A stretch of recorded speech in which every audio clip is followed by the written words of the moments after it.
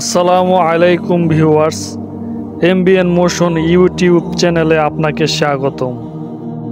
হযরত মুসা আলাইহিস সালামের একজন উম্মত ছিলেন, একাধারে অন্ধ, দরিদ্র ও নিঃসন্তান।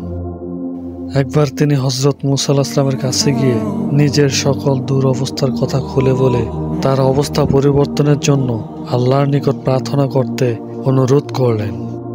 হযরত মুসা আলাইহিস সালাম তাকে জানালেন আল্লাহ তার যে কোনো একটি দোয়া কবুল করবেন।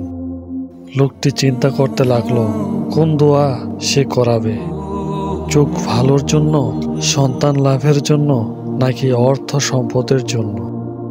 অতঃপর লোকটি মুসা আলাইহিস সালামকে পরে জানাবে বলে বাড়িতে চলে এলো। বাড়িতে এসে লোকটি সব ঘটনা স্ত্রীর নিকট খুলে বলে পরামর্শ চাইল। স্ত্রী ছিলেন খুবই বুদ্ধিমতী ও বিচক্ষণ। তিনি চিন্তা করে ও হিকমত খাটিয়ে হযরত মুসা আলাইহিস সালামের নিকট একটি বাক্যের মাধ্যমে 3টি অবস্থার পরিবর্তনের জন্য স্বামীকে দোয়া শিখিয়ে দিলেন। পরের দিন লোকটি হযরত মুসা আলাইহিস সালামের কাছে হাজির হলেন।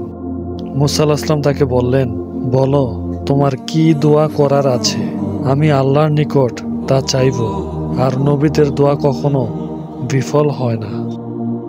লোকটি বলল, হে আল্লাহর নবী, আমি ছাদের নিচে বসে আমার মেঝো ছেলের বউয়ের হাতের রান্না করা খাবার স্বচোখে দেখে খেতে চাই।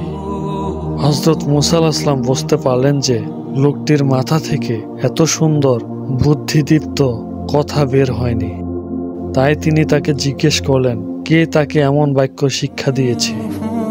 কারণ একটি বাক্যের মাধ্যমে তার চোখ ভালো হওয়া, একটি দুটি নয় 3টি ছেলে সন্তান হওয়ার জন্য দোয়া করা এবং দরিদ্রতা দূর হওয়ার দোয়াও রয়েছে। লোকটি হযরত মুসা আলাইহিস সালামের নিকট তার স্ত্রীর কথা খুলে বললেন এবং বললেন যে আল্লাহর নবীর কথা মতো স্ত্রীর সাথে রাত্রে পরামর্শ করলে স্ত্রী তাকে এই পরামর্শ দেন। অতঃপর হযরত মুসা আলাইহিস সালাম লোকটির জন্য আল্লাহর দরবারে দোয়া করলেন।